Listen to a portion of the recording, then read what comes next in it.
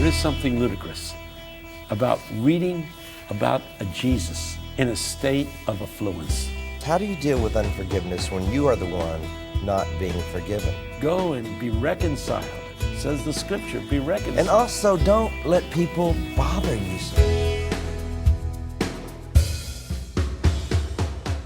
One of the stories that I love is Clarence Jordan, who created Cornelia Farms in Georgia, a really incredible minister for Jesus Christ, sacrificially giving all the money to the poor, living out the radical gospel that Shane Claiborne and others are living out. He gets to Riverside Church and they take him on a tour of Riverside Church, the great Riverside Church up in New York, the magnificent. You should see it sometime. It's awesome. And they take him to the front of the church and there's a golden cross hanging over the altar. And the tour guide said, "You see that cross? It was dedicated by the Rockefeller Foundation. It cost over $900,000. And this old hillbilly guy, Clarence Jordan, said, "Shucks, time was you could get one for free." Kierkegaard says it this way. He said, "Billions and millions of dollars spent to build houses for somebody who said, 'I dwell not in temples made with hands.'" Oh my. Ooh. I sat on the cushioned pew. The sun was streaming through the stained glass windows.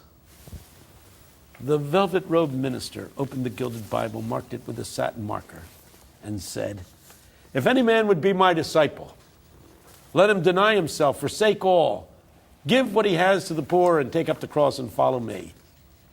Kierkegaard said, "I looked around and nobody was laughing." There is something ludicrous about reading about a Jesus in a state of affluence. As he says in another place, Kierkegaard said, "It's one thing to love the poor and the oppressed and the beaten down peoples of the world so much that you're willing to go to a cross and be crucified there. It's another thing to expect to earn $70,000 a year describing a man on a cross."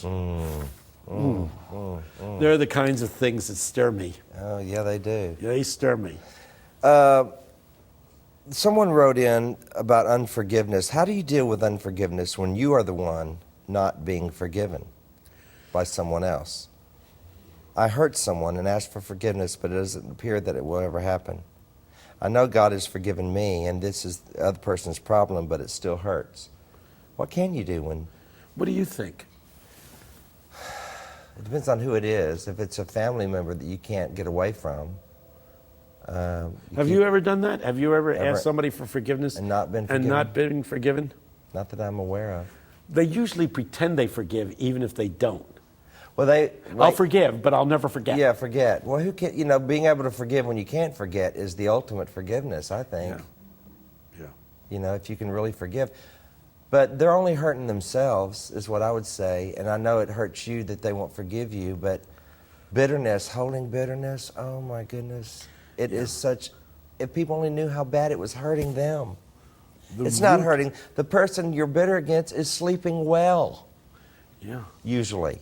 They're fine. They don't even know you're mad. Let it go. Or if they do know you're mad, they don't care or whatever. Your bitterness will kill you. Unforgiveness. Story. Nelson Mandela. Bill Clinton said, when Nelson Mandela came to visit me in the White House, I told him, when you were released from prison, I got my daughter Chelsea up at 2 o'clock in the morning because I wanted her to see this historic moment. And I watched you leave that prison block and walk across the courtyard to the gate of the prison. And the television camera zeroed in on your face. I've never seen such anger and hatred on a man's face. That's not the Nelson Mandela I know today. What was going on? Nelson Mandela said, You're the only one that has ever brought that to my attention. As I left that prison block, I thought to myself, for 30 years, I've been in prison. My marriage is gone. My friends are all dead. They've been killed. My cause is obliterated. He didn't know that while he was away at prison, his image as a leader had emerged and he had become an icon. He didn't know any of that. He said, my friends, my wife, my family, they took everything from me. My cause, everything that had any meaning to me. They had taken everything, and now they were letting me go. And I hated them. I hated them for what they had taken from me. And then there was a voice within me that said, Nelson,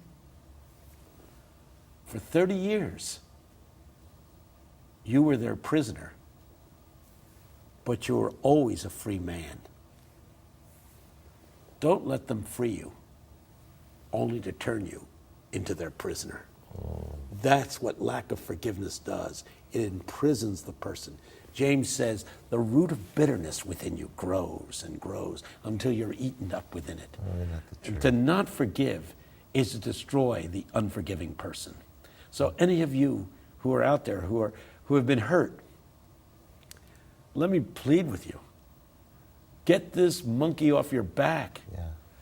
Go and be reconciled. Says the scripture, be reconciled. And also, don't let people bother you so much. You know, like, for instance, when I rejoined the vocal band, Michael English, who I hope he won't mind me telling this, I'm sure he won't, but I called him one night and he was in tears because he's reading the internet, what people were saying about him coming back to the vocal band, that he can't sing anymore, he's overweight, all these horrible things people will say. And I called him, and it was God. I know it must have been God for me to call at that time. I said, Mike, you got two options. Get a thick skin or throw away your computer. Those are two options. The other thing is, let the children play.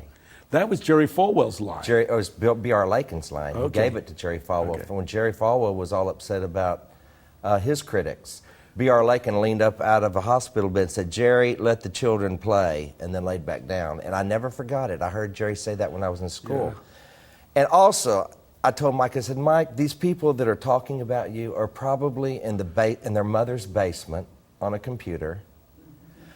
When they die, you will never know it. Yeah. But when you die, they'll know it. Yeah. I said, get it all in perspective.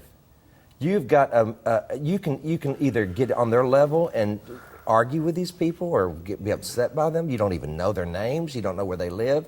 They have no really connection to you, other than they know your name and they've got an opinion on your craft and your art and your career. I said, let the children play. Because he would say, I want to make the best record we could ever make. I want to show them. And when he used the word show them, my thing went off. Like, oh gosh, I don't want to be involved in that. I don't want to show them anything. I don't want to show them. I'm not out to one up them. I don't want to prove anything. I want to do the best I can do. I want to find the songs that say it the best I can say it. I want to lift Jesus as high as I can get him and let the children play.